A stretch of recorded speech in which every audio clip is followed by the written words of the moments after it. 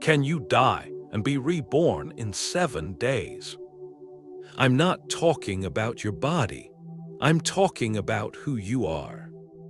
What if I told you that in 1 week you could destroy the old you, the version trapped by fear, procrastination, and mediocrity, and build a new identity, one that even you wouldn't recognize? This isn't a pipe dream. This is a battle plan. 7 days, absolute discipline, your transformation begins now. Look back at the last week, the last month, the last year. Be honest with yourself. Are you truly living, or are you merely existing?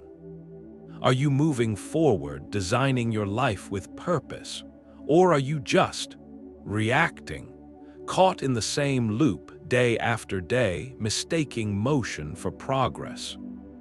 Most people are sleepwalking through their one and only life. We are taught to fear failure, but failure, true failure, is a teacher. It is an event. It is temporary. The real poison, the slow, creeping death of the human spirit, is not failure. It is mediocrity. Mediocrity is the silent, gnawing regret of knowing deep in your bones that you could have done more, that you could have been more. It's the pain of looking in the mirror and seeing wasted potential, the dull ache of settling for good enough when greatness was available.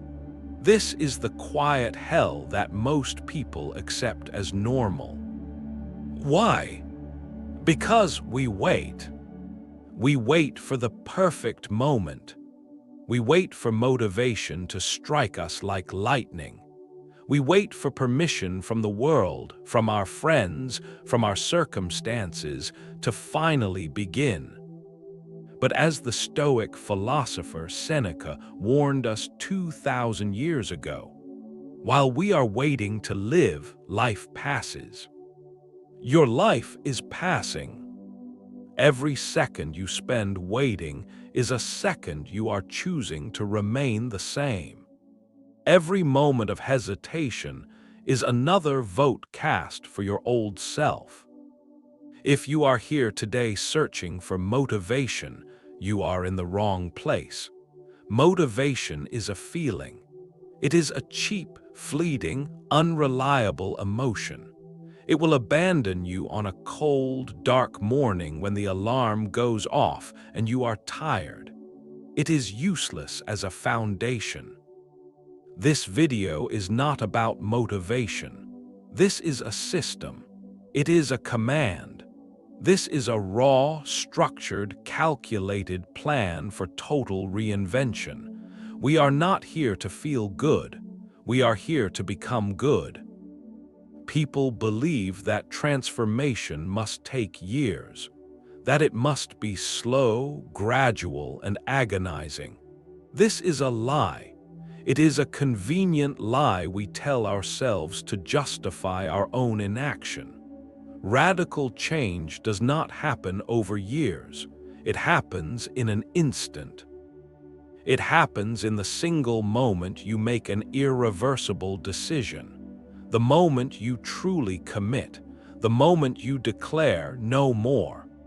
The transformation happens in that instant of decision. The 7 days that follow, that is simply the proof of your commitment. That is the period of ruthless, relentless execution. You do not need more time. You have the same 24 hours as everyone else. You do not need more information. You already know right now what you should be doing. You need one thing: absolute focus. A 7-day war on your own weakness. A 7-day sprint of dedicated, focused, relentless action. The path is clear. The blueprint is right here.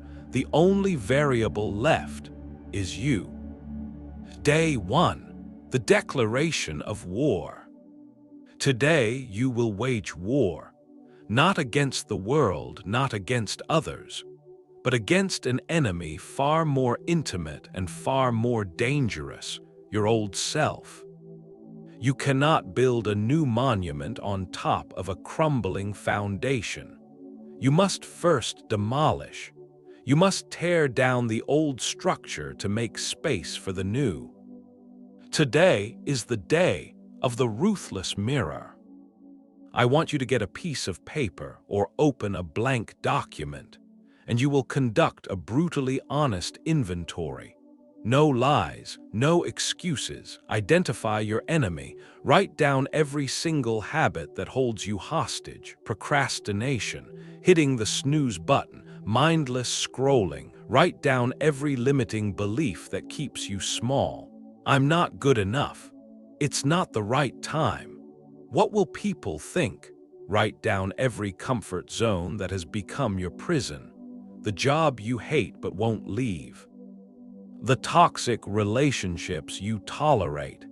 The addiction to comfort, to fast food, to cheap entertainment.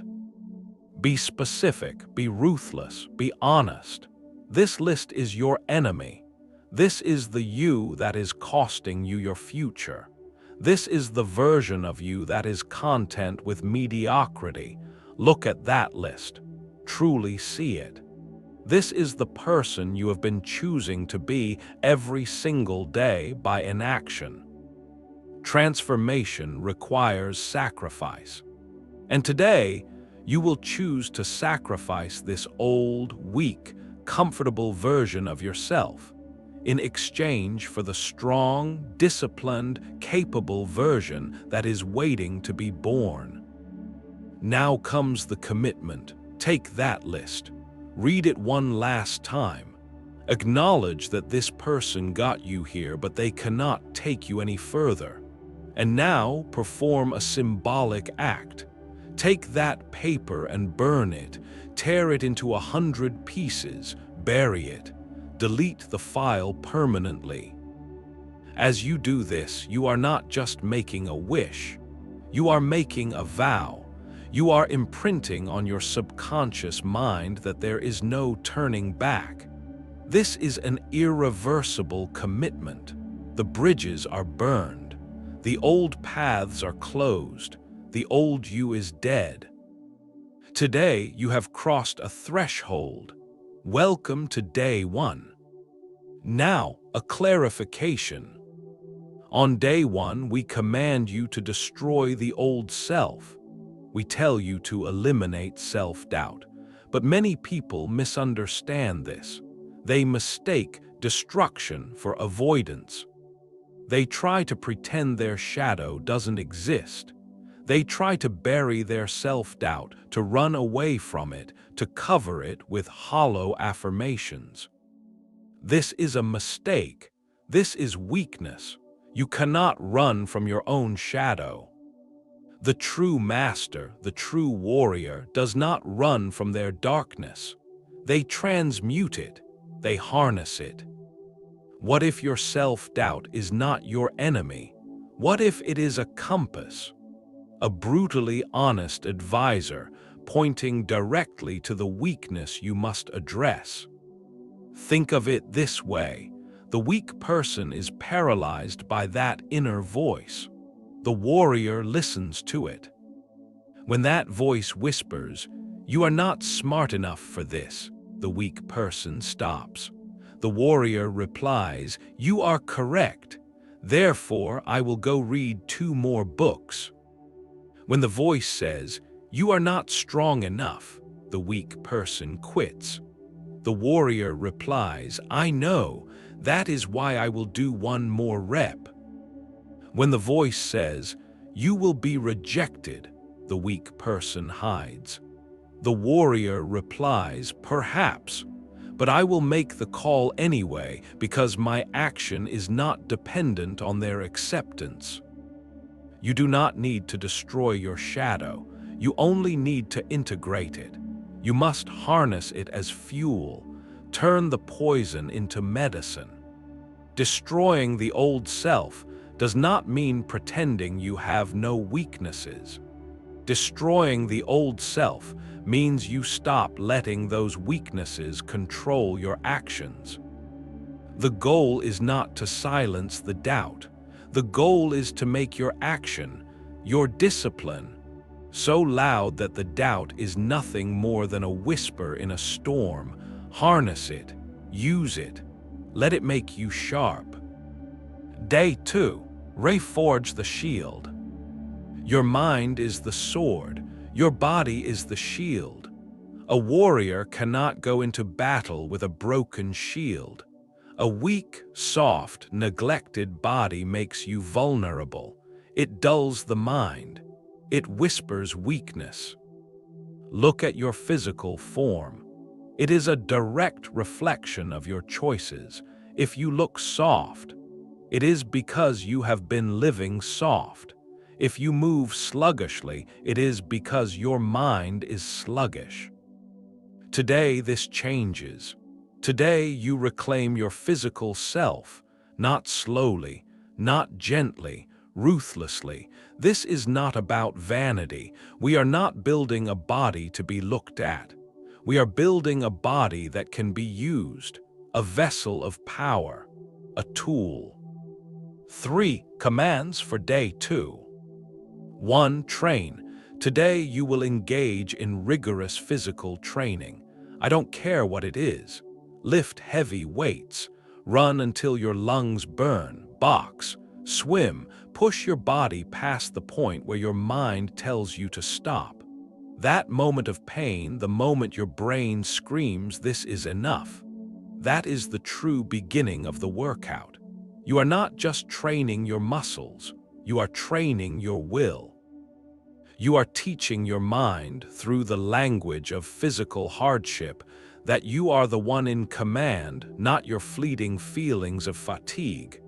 Push to your limit. Then push a little more. Become dangerous. Become capable. 2. Fuel. You cannot build a fortress out of garbage. Today you will stop poisoning your body. Look at what you consume. Processed foods, excessive sugar, alcohol. This is not fuel. This is poison. It creates fog in your mind. It drags down your energy. It sabotages your discipline. Effective immediately, you will cut it out, all of it. You will fuel your body with clean, high-quality energy. Lean protein, vegetables, clean water. Think of it this way: you are building a high-performance machine. You must use high-performance fuel. Eat for clarity. Eat for power, not for temporary pleasure. 3. Voluntary discomfort. The Stoics understood that an easy life creates a weak soul. Your old self is addicted to comfort. Today, you break that addiction. You will intentionally introduce discomfort. The simplest, most powerful tool: take a cold shower. When that cold water hits, your body will scream in protest. Your mind will invent a dozen reasons to turn it off. Do not. Stand in the cold. Control your breathing.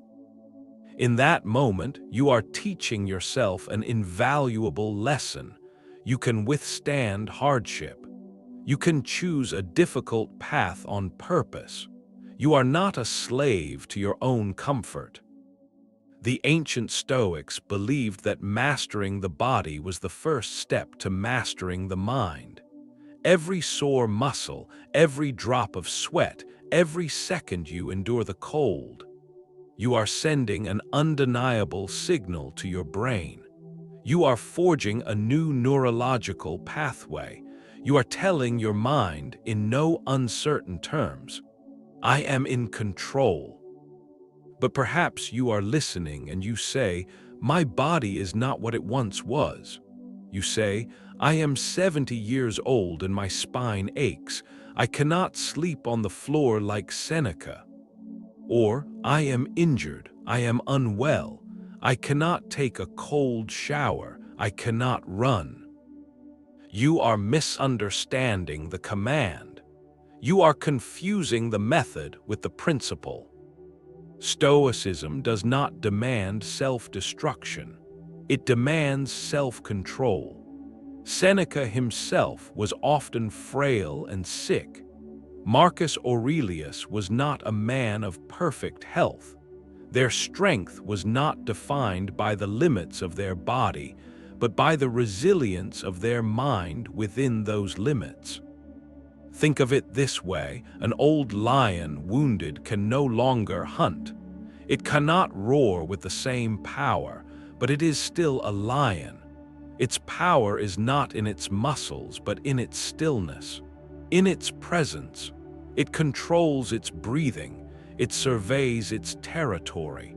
It does not waste one single joule of energy on panic or self-pity. It is still in command. This is your new standard. Your discipline must be adapted to your reality. If you cannot run, then you will walk. If you cannot walk, then you will control your breath. If you cannot lift heavy weights, then you will fix your posture. Right now, as you are listening to this, sit up straight. Pause. That is discipline. Your challenge is not to become an Olympic athlete. Your challenge is to refuse to let your physical limitations become an excuse for mental and spiritual collapse. A warrior in a wheelchair who has mastered his own mind is infinitely stronger than an able-bodied man who is a slave to his own impulses. Do not confuse the tool, your body, with the craftsman, your will. Your physical reinvention is not about muscle mass. It is about your refusal to surrender. It is about imposing order on the chaos. Find your limit, and then within that limit, exert perfect control. That is the discipline of the old lion. That is Stoic strength. Day 3. Upgrade the general. On day 2, you reforged your shield. You disciplined your body, but the body is only a tool. Your body is the soldier in the field. Your mind is the general. You can have the strongest army in the world, but if it is led by a foolish, distracted, or weak-willed general, it will be routed every time. A strong body is useless if it is commanded by a weak mind. Today, we upgrade the general. Today, you will achieve mental clarity and forge an unshakable mindset. Your current mind has been programmed by default by a world that wants you to be weak, distracted, and afraid. Today, you take conscious control of that programming. First, you must go on a mental diet. Stop consuming mental garbage. Mindless scrolling on social media, feeds filled with outrage and envy, that is poison. Negative news cycles designed to make you anxious, that is poison. Useless arguments, gossip, and cheap entertainment that dulls your senses, that is poison. Starting today, you will cut it out. You are what you consume. This applies to your mind more than anything else. Second, replace the garbage with wisdom. You must intentionally feed your mind high-level, high-quality information. Stop scrolling and start reading. Read philosophy. Understand how the great minds thought. Read strategy. Learn how to think, not what to think. Read the biographies of great men and women. Study the actions of those who came before. You must replace the noise of the crowd with the wisdom of the ages. Your mind is a garden. Stop letting others plant weeds in it. Third, practice stillness. We will meditate not to relax or feel good. We will meditate to observe. For 10 minutes today, you will sit in silence. Your mind will rebel. It will throw thoughts at you. Do not fight them. Simply watch them. Agnotype them and let them pass. You are practicing the art of non-reaction. You are creating a space, a pause, between a stimulus and your response. In this pause lies your freedom. Fourth, kill weak language. From this day forward, you will eliminate weak, passive, and uncertain words from your vocabulary. Destroy the words "I'll try." Trying is a plan to fail. Destroy the word "maybe." It is the sound of indecision. Destroy "I think" and "I guess." Replace them. Replace "I'll try" with "I will." Replace "I think" with "I know" or "I am learning." Replace "I want" with "I will." Speak with certainty. Speak with intention. The way you speak to yourself and to the world rewires your brain and commands respect. As you upgrade your mind, remember two core Stoic principles. First, memento mori. Remember that you will die. This is not to make you fearful. It is to make you urgent. You do not have time to waste on mediocrity. Second, amor fati. Love your fate. Whatever happens, whatever obstacle is thrown in your path, do not complain. Do not wish it were different. Accept it. Welcome it. That obstacle is not in your way. That obstacle is the way. It is the perfect training ground to test your new mind. The general is now in command. We commanded you on day 3 to upgrade the general. We told you to control your inner dialogue. But you ask, how? You say, my mind is chaotic. It is a storm of thoughts. I cannot stop them. You are correct. You cannot stop them. And this is the secret. You are not supposed to. This is the great mistake. Most people believe control means suppression. They believe they must fight a war against every negative thought. But the more you fight a thought, the more you wrestle with it, the more power you give it. The more you try not to think of something, the more it owns you. This is not control. This is a cage. Today, you will learn a new way. Instead of being the prisoner of your thoughts, you will become the gatekeeper of your mind. Think of it this way: your mind is a kingdom. You are the single guard standing at the main gate.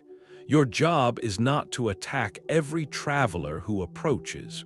Your job is not to argue with them or block them. Your job is simply to observe, to identify, and to let them pass. A thought of fear approaches the gate. The old you, the prisoner, would have panicked. The gatekeeper simply stands his post. He observes the thought. He does not panic. He does not run. He simply labels it. Ah, a thought of fear. Pause, and he lets it pass. Another thought arrives.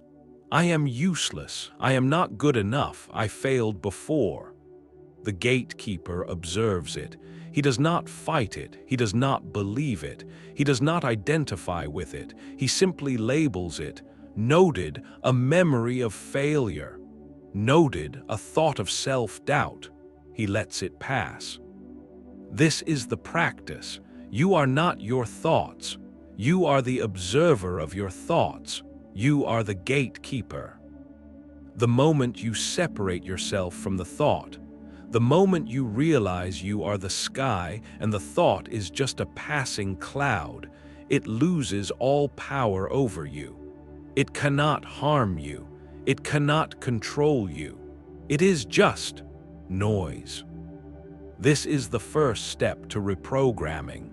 This is what the great Stoic Epictetus meant. He said it is not things that disturb us, but our judgment about things. The gatekeeper is the one who controls the judgment.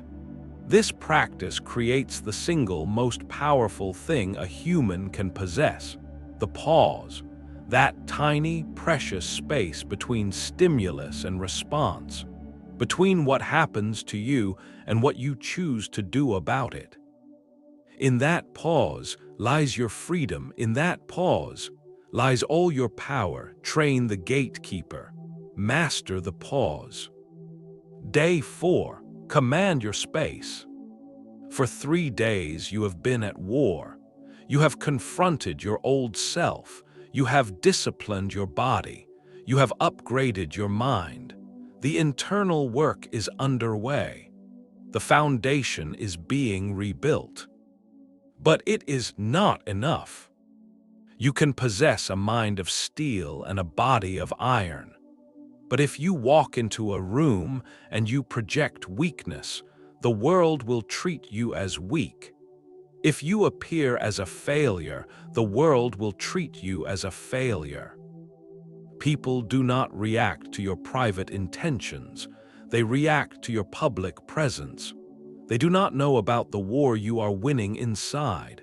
They only see what you broadcast. Your old self broadcasts fear, doubt, and mediocrity. Today, we change the broadcast. Today, you stop apologizing for existing. Today, you command your space. This is not about faking it. This is about aligning your external self with the internal warrior you are forging. First, command your posture. This is the most immediate signal you send. The old self slumps. It curves inward. The shoulders are rounded. The head is down. This posture is a physical representation of defeat. It is submissive. It is trying to be small to hide. No more. Effective immediately. Stand tall. Pull your shoulders back and down. Lift your chin as if you are proud to see the world. When you walk, walk with purpose. Take up the space you are entitled to. When you sit, sit with presence. Your body is a non-verbal billboard for your mindset. Make sure it is broadcasting strength, confidence, and purpose. You belong in every room you enter. Start acting like it. Second, command your voice. The old self speaks with a voice that is weak, uncertain, and rushed. It speaks from the throat. It is high-pitched. It is filled with filler words. Like, I guess. This is the sound of someone asking for permission to speak. From now on, you will speak with authority. Slow down. Pause. People in command are never rushed. They are deliberate. They know their words have value, so they do not throw them away. Speak from your diaphragm, not your throat. Let your voice resonate. And most importantly, eliminate filler words. If you need a moment to think, do not fill the air with noise. Use silence. Pause. Silence is a tool of power.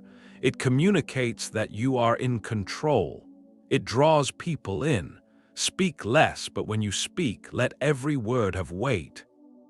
Third, command your gaze. The old self is terrified of eye contact. It looks away. It looks at the floor. It signals submission. The new you looks directly ahead. When you are in a conversation, you hold respectful, steady eye contact.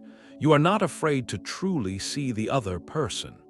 And you are not, under any AMA, afraid to be seen. Your gaze communicates your conviction. Do not hide it. Fourth, command your attire. This is not about vanity. This is about respect. Your appearance is your armor. How you present yourself to the world is a sign of the respect you have for yourself, your mission, and the people you interact with. The old self wears neglect.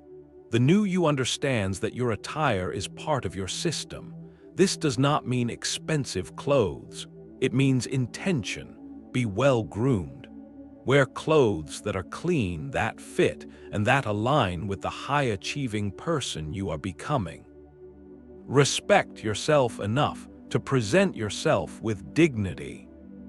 Posture, voice, gaze, attire. This is not arrogance. Arrogance is loud, insecure, and desperate for validation. This is presence. Presence is quiet. It is the calm, centered, unshakable confidence of someone who knows their own worth. They do not need to announce it. They simply are. Today, you stop hiding. You stop playing small. You command your space. But a question arises, a test. You say, this is fine in theory, But what happens when I take this new presence, this new posture, this new voice into a toxic environment? What happens when you walk into that office filled with envy and politics? What happens when you face that colleague who lives to undermine others? Or that superior who uses intimidation as a tool? Here is the truth: they will test you. They will see your newfound calm, your newfound presence as a challenge to their chaos. They will attempt to pull you back down. This is the true test of day 4. And this is where your Stoic practice moves from theory to the battlefield. The presence you are building is not an offensive weapon. You are not learning to command your space so you can fight back or intimidate or dominate others. That is the old, weak model of power. No, the presence you are building is the wall of your inner citadel. This is a core concept from Marcus Aurelius. The inner citadel is the fortress you build within your own mind. It is a place of absolute calm, absolute stillness, and absolute security that no person and no event on earth can ever breach. You must understand this: the toxic behavior of others, their anger, their manipulation, their gossip, that is a projection of their internal chaos. It is a symptom of their weakness. It has nothing to do with you. It is their poison. They will try to hand it to you. When they attack you, when they throw insults, when they try to provoke you, do not react. Pause, do not take the poison. Observe, see their action for what it is: a desperate attempt from a person who is not in control of their own mind. This is the premeditatio malorum, the premeditation of adversity that you practiced on day 3. You expected this. You knew people would act according to their nature. You are not surprised. You cannot control their envy. You cannot control the office politics. But you have absolute, 100% control over whether you allow it to disturb you. You control whether or not you let that chaos cross the walls of your citadel. Do not engage, do not defend, do not argue, hold your posture, control your breath, remain calm. This is the true power of your presence. True presence is not about being intimidating. It is about being unshakable.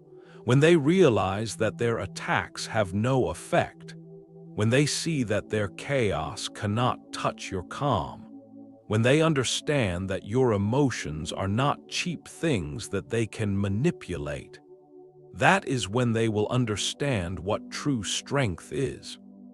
Your presence becomes invincible not when you can win the fight, but when you demonstrate through your profound stillness that you are not even in a fight.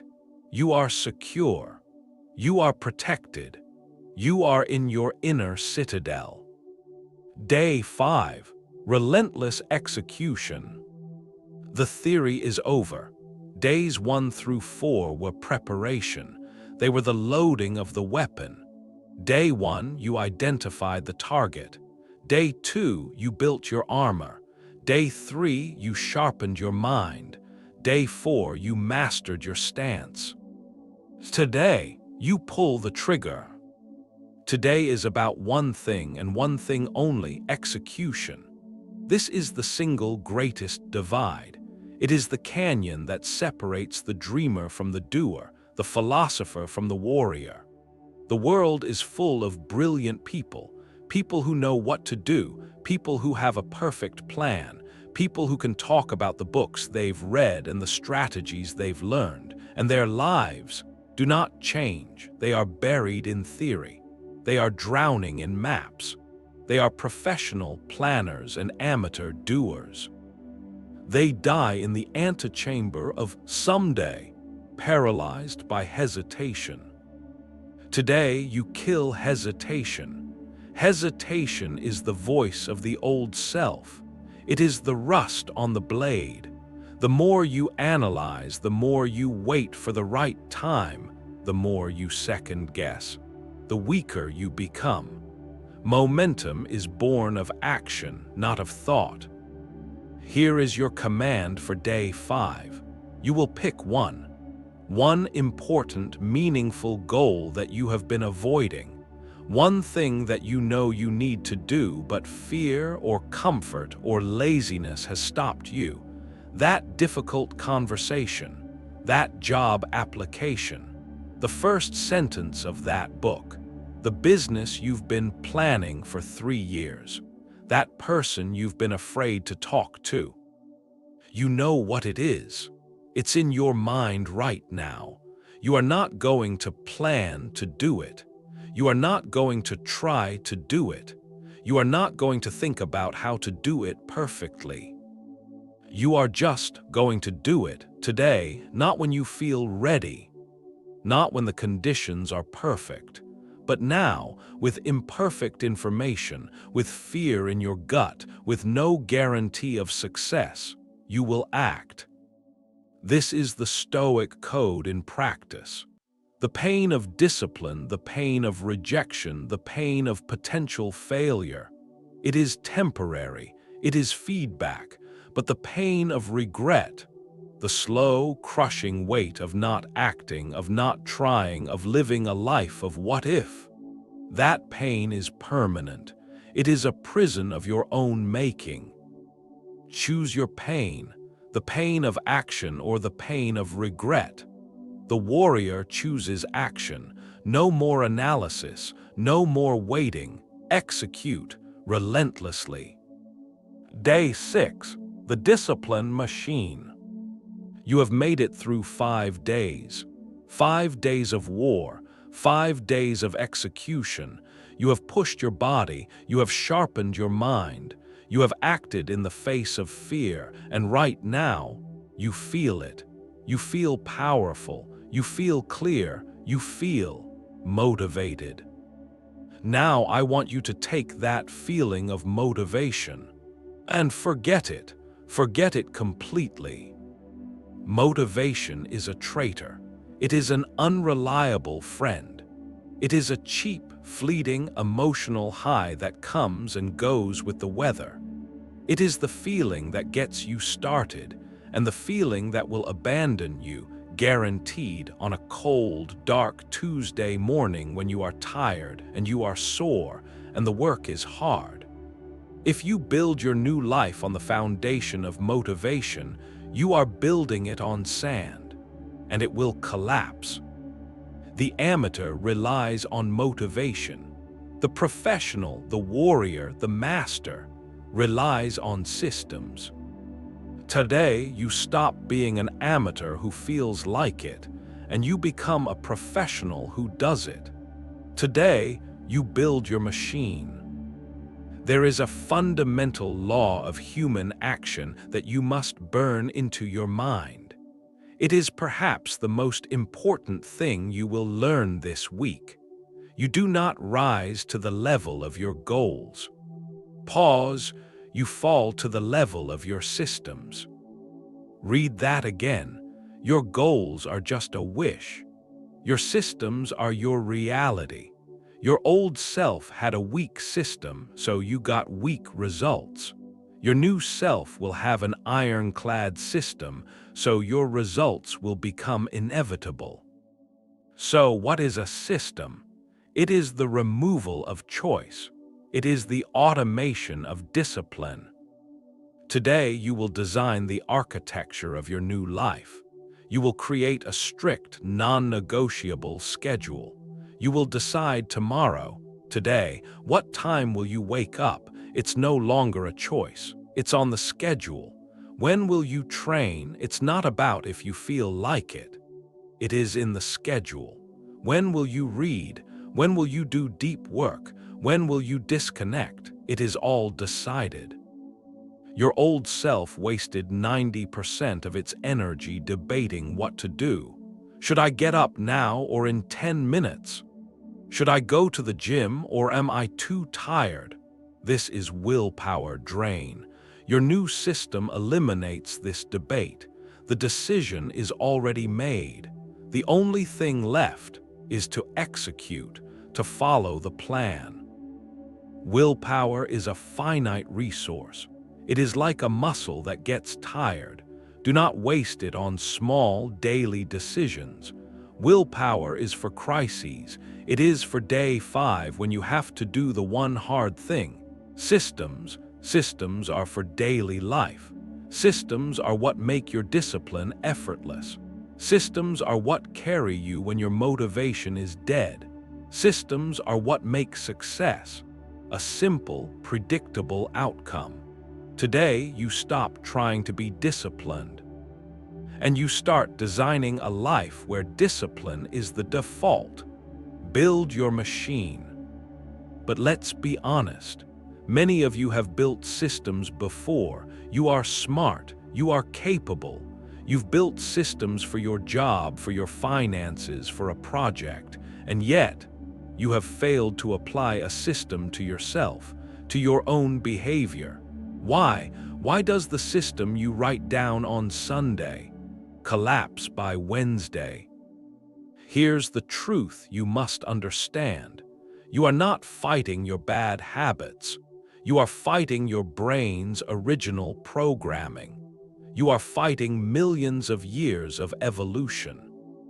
Your brain has a default operating system, and that system has one prime directive: conserve energy, avoid pain, seek immediate comfort. Your old self, laziness, procrastination, the desire for junk food, that is not just a bad habit.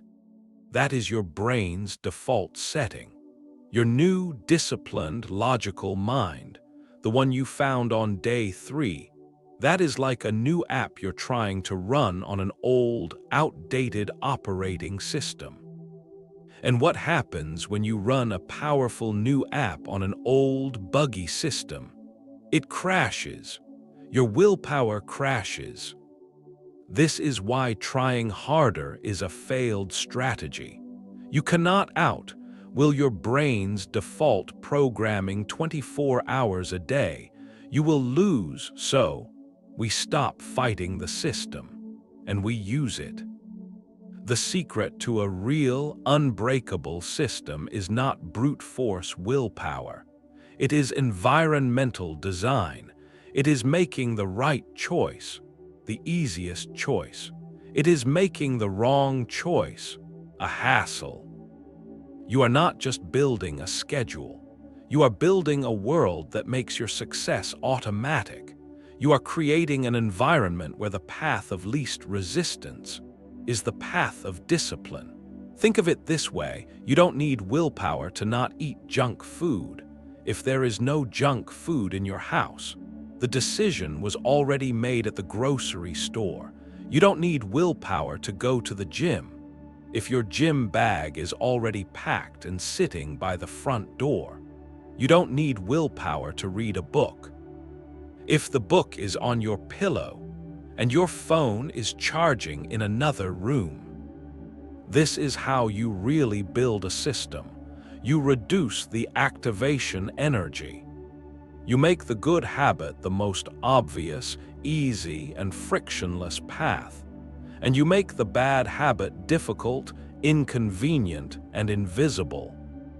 Stop fighting your brain. Redesign your environment. Design a world where you automatically win. This is the invisible system. This is the system that does not fail. This is how you stop relying on discipline and you start becoming it. Day 7. Solidify the identity. You have arrived. 7 days. You have been through the fire. You have done the work. The person who started this journey 1 week ago is not the person standing here today. Your mind is clearer. Your body is stronger. Your habits have been forged in discipline. You have changed. But listen to me very closely. Change is temporary. Transformation is permanent. Change is an event. Transformation is an identity. The work is not over. The war is never over. It has only just begun. Your old self, that weak, comfortable, mediocre version. He is not completely gone. He is not dead. He is just in hiding. He is waiting. He is waiting for you to get tired. He is waiting for you to become complacent. He is waiting for you to skip one workout, to eat one bad meal, to hit the snooze button just one time. He is whispering, you've earned a break. You've done enough. He is a liar. Today, on day 7, your task is to lock in this new identity, to make it so real, so permanent that the old self starves and dies in the shadows. How? By casting votes. From this moment forward, every single action you take is a vote for the person you are becoming. Every time you wake up to your alarm, you cast a vote for discipline. Every time you choose the clean meal over the junk food, you cast a vote for self-control. Every time you read a book instead of scrolling, you cast a vote for wisdom. Every time you face a difficult task instead of avoiding it, you cast a vote for courage.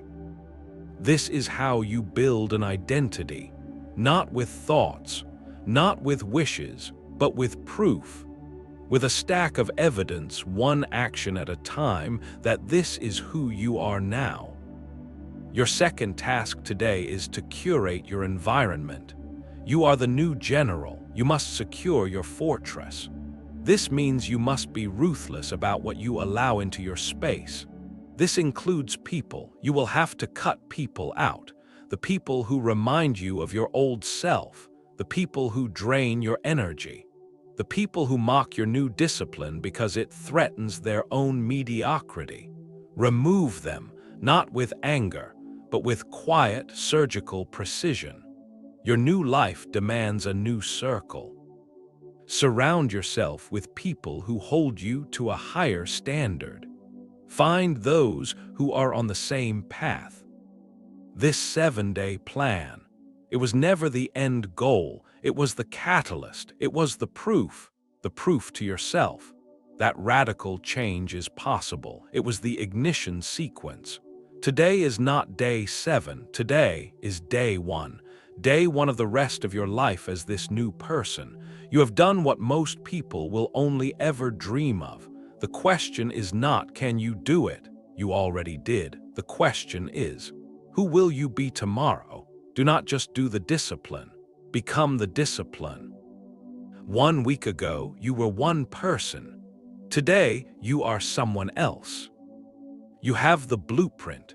You have tasted the power of execution.